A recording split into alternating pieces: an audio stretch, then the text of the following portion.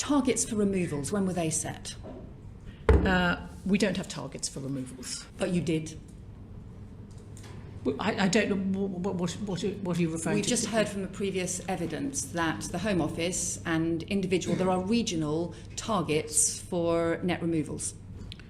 I didn't hear the testimony. I'm not sure what shape that might be in. But if you're asking me, are the numbers of people we expect to be removed, that's not how we operate. Perhaps Mr. Williams could clarify, are there removals targets for different regions of the enforcement team? I'm not in charge of enforcement, but not as far as I know, no.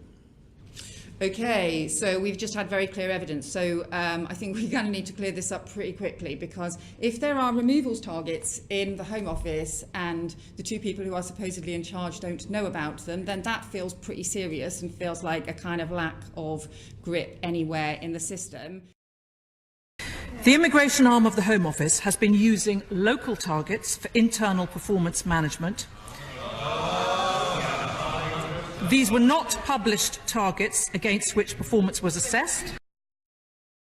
Another day, another revelation about the Windrush scandal.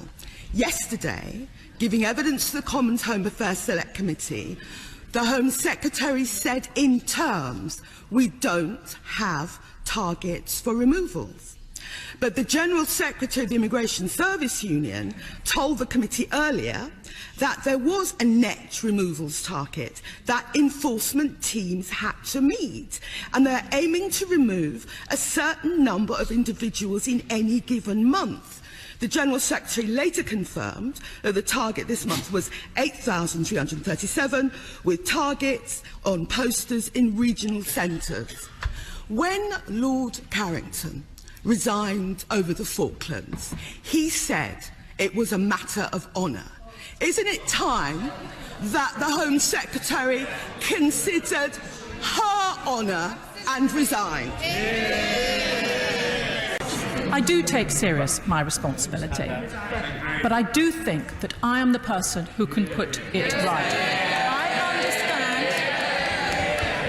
I understand that the House will want to hold me to account for that, but I am confident that the changes I am committed to putting in place and the transparency that will go with that will deliver the changes that are expected.